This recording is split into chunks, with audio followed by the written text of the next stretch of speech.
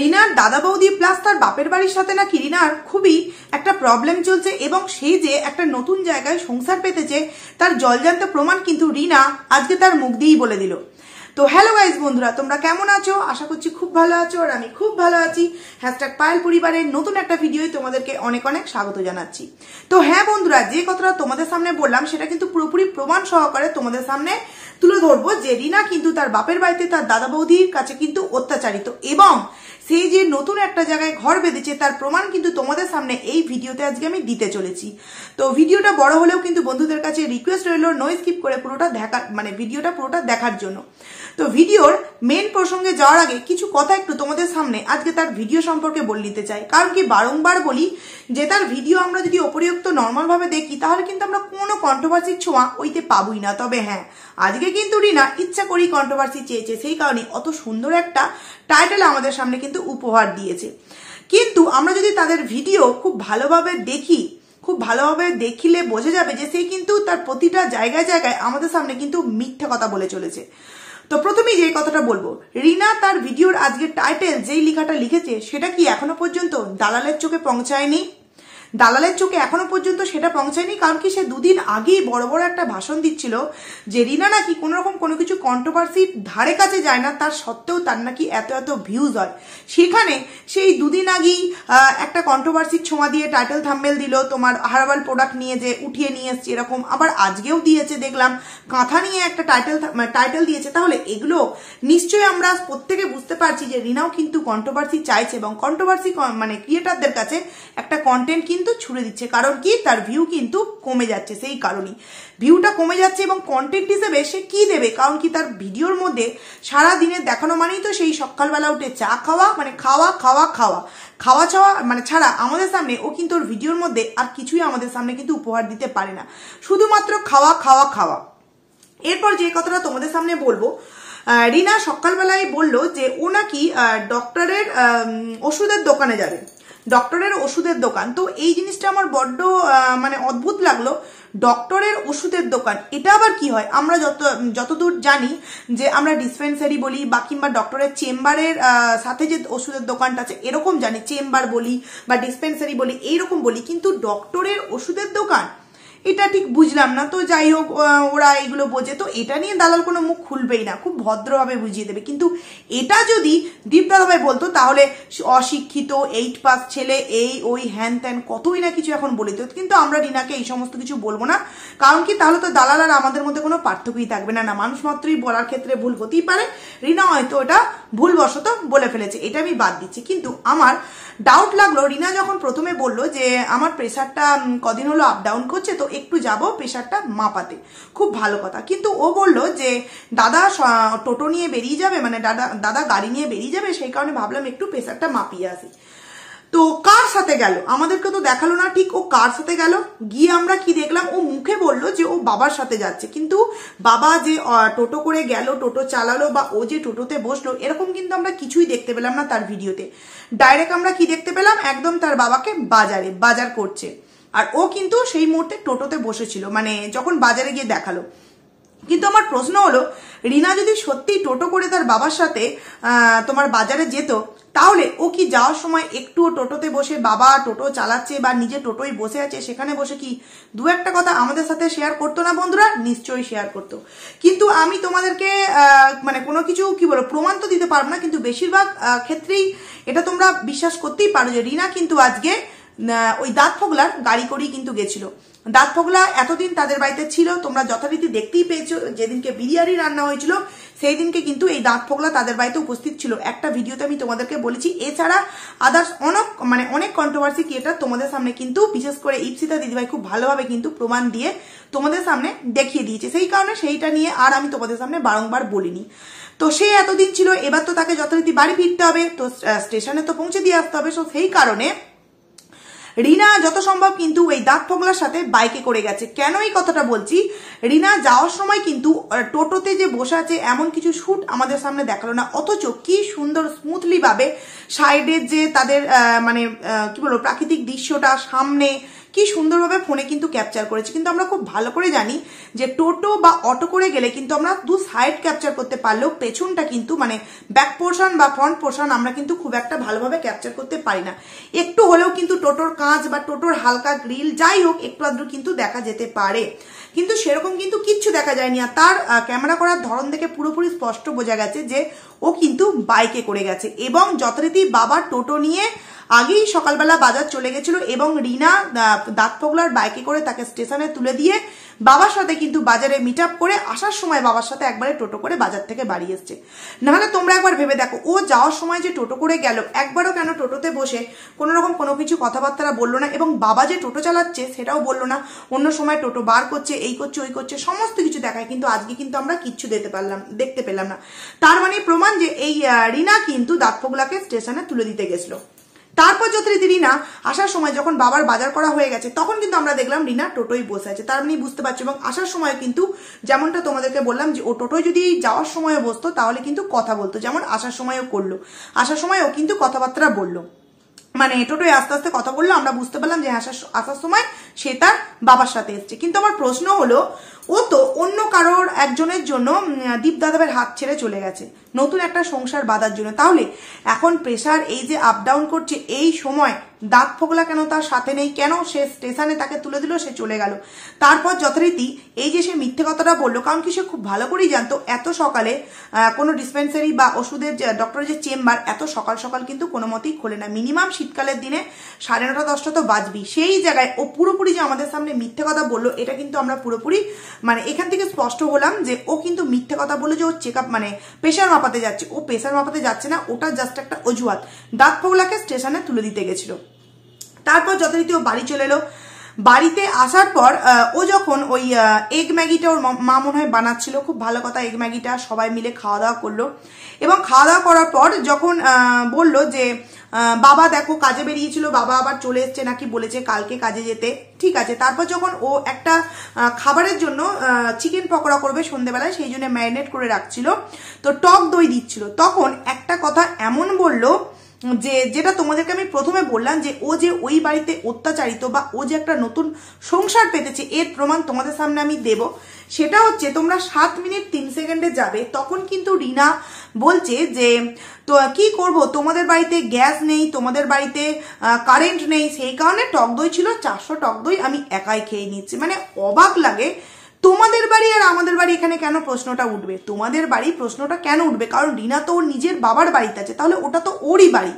তাহলে এখানে নয়তো তার দাদা বৌদির কাছে অত্যাচারিত যে এই বাড়িতে শুধুমাত্র আমাদেরই অধিকার বা আমরা এই বাড়িতে থাকতে পারবো, তোর জন্য এটা সারা জীবনের কোনো স্থায়ী ঠিকানা নয়, তোর তো একটা স্থায়ী ঠিকানা হয়ে গেছে, তুই যেটা করে নিচ্ছিস, তাহলে তুই এটাকে কখনোই কিন্তু ভিডিওর মধ্যে আমাদের বাড়ি বা আমার বাড়ি এইভাবে কিন্তু তুই বলতে পারবি না।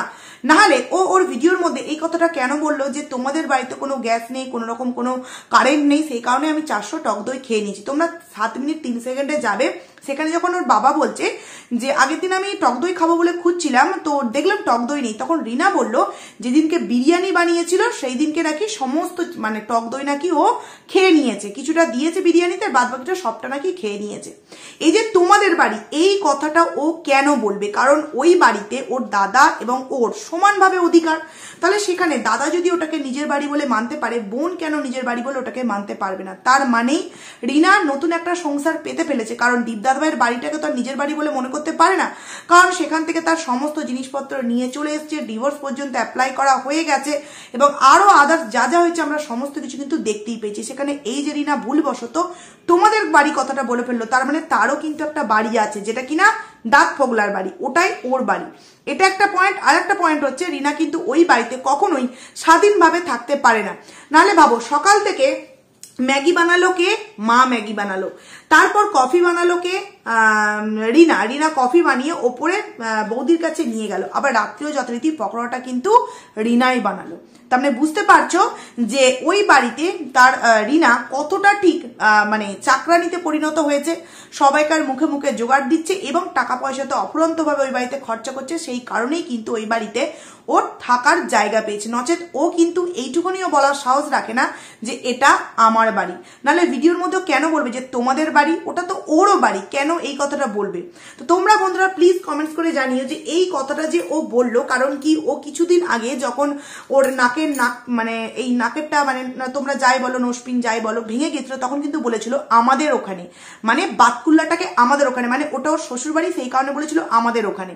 তো এখন যেহেতু বলছে তোমাদের বাড়িতে, তার মানে ও দীপদাদার বাড়ি থেকে সমস্ত সম্পর্ক শেষ করে দিয়ে জিনিসপত্র নিয়ে চলে এসছে, তার মানে ওরও একটা আমাদের বাড়ি হয়ে গেছে, মানে যেটা ওর নিজের বাড়ি বলে মনে করছে, মানে দাঁত ফোগলার বাড়ি, সেই কারণেই ওর বাবার বাড়িটাকেও কি বলছে তোমাদের বাড়ি। তার মানে বুঝতেই পারছো যে ওই বাড়িতে ও ঠিক কতটা নিজের স্বাধীনভাবে বাঁচতে পারছে, বা নিজে কতটা ওই বাড়িতে মানে নিজের একটা যে কি বলবো আভিজাত্য সেটা দেখাতে পারছে। সম্পূর্ণটা কিন্তু নিজের পয়সা এবং নিজের শরীরকে কাজে লাগিয়ে সারা দিন রাত কাজকর্ম করে যাচ্ছে, সেই কারণেই কিন্তু একটু যা ভালোবাসা পাচ্ছে। এছাড়া কিন্তু ওদের বাড়িতে মানে ওই বাড়িতে ও কিন্তু একটু আর কিন্তু মানে সুখে নেই। এরপর যে এই কথাটা বলবো যে এই যে লাস্টের দিকে যখন পকোড়াটা ভাজা হয়ে গেল, তখন কিন্তু ও একটা কথা বললো যে পকোড়া দেখো দাদাভাই সব খেয়েই নিয়েছে, দাদাভাই সব খেয়েই নিয়েছে, বাবার জন্য এতটুকুনি পকোড়া সাইড করে রেখে দিলাম, বাবা এখন ক্লাবে গেছে। এই যে কথাটা বললো বাবা ক্লাবে গেছে, এটা দালালের কানে এখনো পর্যন্ত পৌঁছায়নি, কারণ দীপ দাদাভাই নাকি ক্লাবে যেত ঢুকুঢুকু করতে, তাহলে ওর বাবা ক্লাবে গেছে মানে গেছে ঠিক কি করতে? ঢুকুঢুকু করতে। আমরা বলতেই পারি, যেমন আগের দিন কথাটা আমি তুলেছিলাম যে দীপ দাদাভাই চোখ লাল হলে সে নাকি ঢুকুঢুকু খায়, তাই কারণে নাকি তার চোখ লাল হয়, মানে 5 টাকার খায় সেই কারণে চোখটা লাল হয়। তাহলে রিনারও তো ঘুম পেলে চোখ লাল হয়, তাহলে সেখানে কেন দালাল কোনো রকম কোনো প্রশ্ন তোলেনি? আজকেও রিনার বললো যে তার বাবা ক্লাবে গেছে, সেই কারণে পকোড়াটা তুলে রেখেছে। তাহলে এখানে কেন কোনো ভিউয়ার্স কমেন্টস করলো না যে তোমার বাবা ক্লাবে গেছে কি তাহলে 5 টাকা ঢুকুঢুকু খেতে? এটা কেন কেউ কমেন্টস করলো না, বা কেনই বা দালাল এই বিষয়টা নিয়ে ভিডিও দিল না? তার মানে বুঝতে পারছো বন্ধুরা যে ক্লাবে যাওয়া মানেই কিন্তু ঢুকুঢুকু করা নয়, চোখ লাল মানেই কিন্তু ঢুকুঢুকু খাওয়া নয়। মানে এই যে কথাগুলো দীপদাদাভাই বলে সেগুলো অ্যাকচুয়ালি সত্য কথা, সেটা কিন্তু রিনাও রিনার ভিডিওর মধ্যেই কিন্তু স্বীকার করে নিচ্ছে, মানে ডাইরেক্টলি নয় ইনডাইরেক্টলি সে কিন্তু স্বীকার করে নিচ্ছে। সে নিজেও বুঝতে পারছে না যে যেই প্রশ্নগুলো দালাল দীপদাদাভাইয়ের দিকে ছুড়েছিল সেই প্রশ্নের অ্যান্সার কিন্তু রিনা নিজেই দিয়ে দিচ্ছে। তাহলে এবার ভাবো তো বন্ধুরা, তাহলে এবার ভাবো এই দালালকে ঠিক কি করা যায়, ঠিক কতটা জুতো পেটা করা যায়, তোমরা একবার ভেবে দেখো তো। তারপর রিনাকে দেখলাম একজন কমেন্টস করেছে যে তোমার হাই প্রেসার না লো প্রেসার, ও লিখেছে লো প্রেসার। তো আমি তো অবাক হচ্ছি লো প্রেসারটা কি করে, মানে যে কি এর তো হাই প্রেসার হয়ে যাওয়ার কথা, মানে মাটন খাচ্ছে, চা খাচ্ছে, মানে কোনো টাইমটা মুখ বন্ধ নেই, সেখানে লো প্রেসার।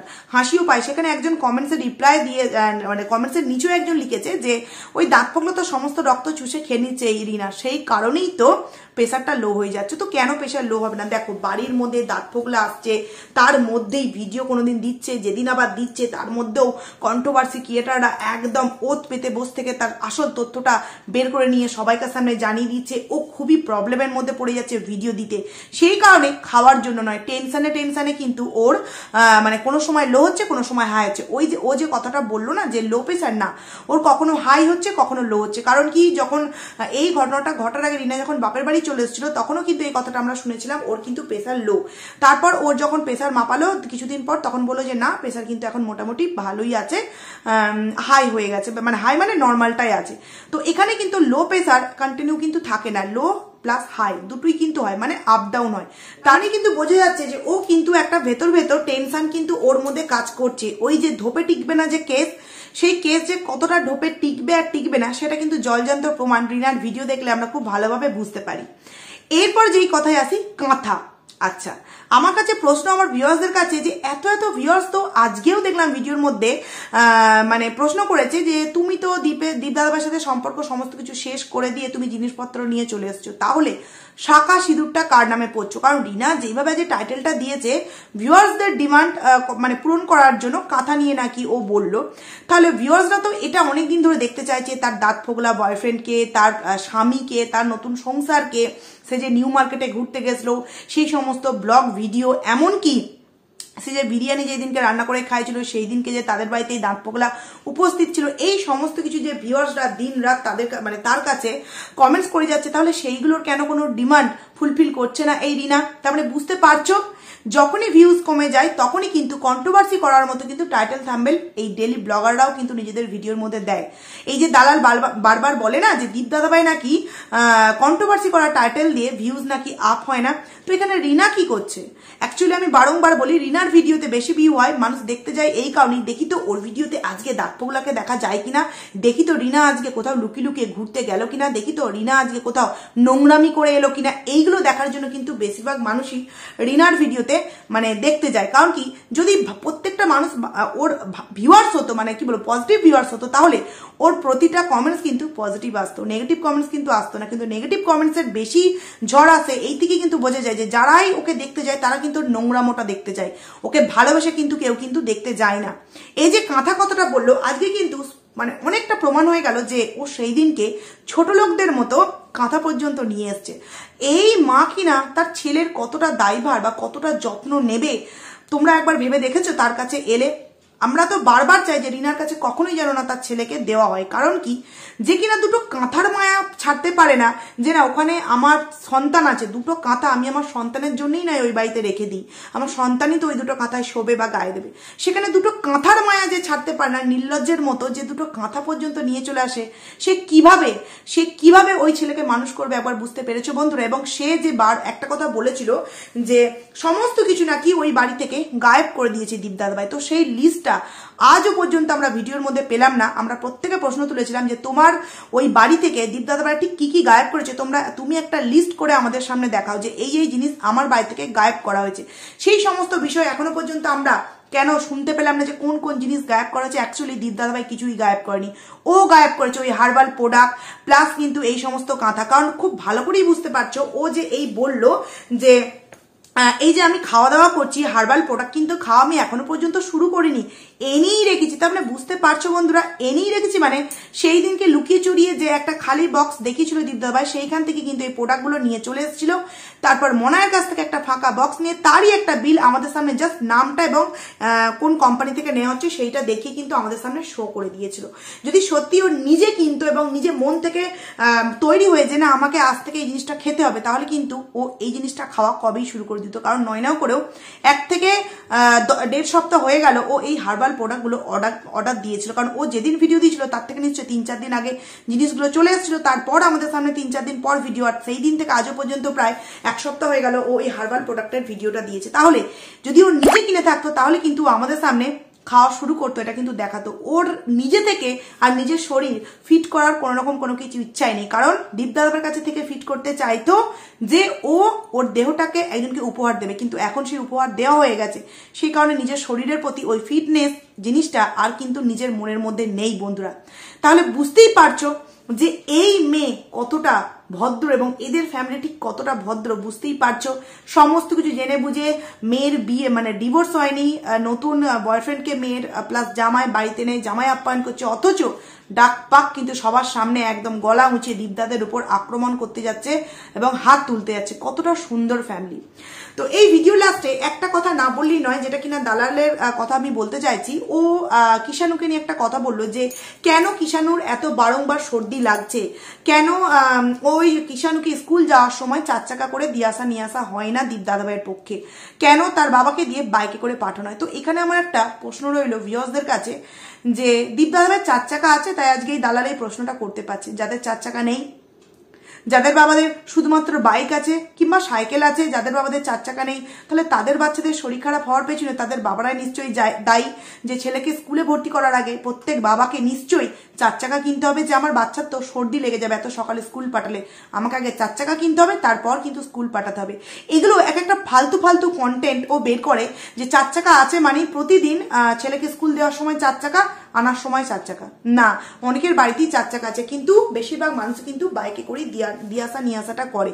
এখানে ও এটাই বলতে চাইলো যে মানে কি করে দীপ দাদার পেছনে লাগানো যায়। ফেরা শপিং এগুলো নিয়ে তো বলছি, এমনকি বাচ্চাদের স্কুল যাওয়া নিয়ে সর্দি মানে ঠান্ডা লাগা নিয়েও কিন্তু কথাটা বলছে। তো এই জিনিসটা আমার খুব খারাপ লাগলো যে দালালেরা যখন ঠাকুর করুক দিক, তাহলে ও কি বেবি নেওয়ার আগে একটা 4 চাকা কিনে বেবি নেবে যে আমার বেবিকে যখন স্কুল পাঠাবো তখন আমাকে 4 চাকা করেই পাঠাতে হবে? কারণ কি আমরা প্রত্যেকেই জানি যে বাচ্চারা এতটাই দুরন্ত যে শুধুমাত্র সকালবেলা স্কুল যাচ্ছে এই কারণে নয়, ওরা স্কুলের মধ্যে মানে কিভাবে থাকছে, তারপর তোমার বাড়ির মধ্যে কোনো সময় কল চালিয়ে দিচ্ছে, কোনো সময় স্নান করবার সময় কিছুতেই জল বেশি ঢেলে ফেলছে মাথার মধ্যে, কথা শুনতে চায় না। এছাড়া আদার্স তো বদমাইশি আছেই, সোয়েটার টুপি পরালে পড়তে চায় না, ফুল হাতা জামা পরালে পড়তে চায় না, ঠান্ডার মধ্যে ঘোরাফেরা করে।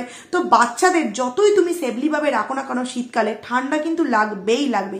যাদের বাড়িতে বাচ্চাদের তারা কমেন্টস করে জানিয়ে। তো আমি আমার বাচ্চাকে একদিন আড়ে কিন্তু রাম তুলসীর পাতা খাওয়াই, কারণ যতই সেফলি ভাবে আমি রাখি ও কিন্তু বাসে করে, মানে ওদের স্কুল বাস আছে সেইতে করে স্কুল যায়, তার সত্ত্বেও মানে বাস মানে বুঝতে পারছো চারিদিক ঘেরা এবং ভেতরে কিন্তু দুটো, একটা লেডিস থাকে দিদিভাই এবং একজন দাদাভাই কিন্তু থাকে ওদেরকে দেখাশোনা করবার জন্য। সেখানে তার সত্ত্বেও কিন্তু তার ঠান্ডা লেগে যায়। কেন জানো তো? স্কুল থেকে আসা মাত্রই খালি পায়ে মানে চপ্পল পরে থাকে, তার সত্ত্বেও কতক্ষণ চোখে দেখতে পায়, তার মধ্যে কখন দেখবো পা থেকে চপ্পল খুলে ফেলেছে, কখন দেখবো কল চালিয়ে জল ঘাঁটছে। এই সমস্ত কিছু করলে কিন্তু বাচ্চাদের এমনিতেই ঠান্ডা লাগবে। শুধুমাত্র 4 চাকায় দিয়ে আসা নিয়ে আসা করলেই যে মানে ঠান্ডা থেকে বাচ্চাকে বাঁচানো যাবে, এই যে কথা একটা দালাল বললো, এই থেকে প্রমাণ হয় যে ওর নেই বলি আজকে এই কথাগুলো বলতে পারছে। তো ওর কাছ থেকে নতুন জিনিস শিখলাম যে বাচ্চাকে স্কুল পাঠাতে গেলে আগে কিন্তু 4 চাকা কিনতে হবে, 4 চাকা কিনতে হবে। তো যাই হোক চলো বন্ধুরা, তোমাদের সামনে 7 মিনিট 30 সেকেন্ডে যে প্রমাণটা দিলাম যে ও যে বললো তোমাদের বাড়ি, তার মানে ওর নিজের কোথাও একটা বাড়ি আছে, আর এই বাড়িতে ওর যে ঠিক কতটা স্বাধীনতা, কতটা রাইট আছে সে খুব ভালোভাবেই তোমরা বুঝতে পারছো যে তোমাদের বাড়ি কথাটা বলার মধ্য দিয়ে। তো চলো বন্ধুরা, ভিডিওটাকে আমি এখানেই এন্ড করছি। খুব তাড়াতাড়ি তোমাদের সামনে নতুন একটা ভিডিও নিয়ে দেখা করছি। ততক্ষণ যেন তোমরা কিন্তু খুব ভালো থাকতো। চলো।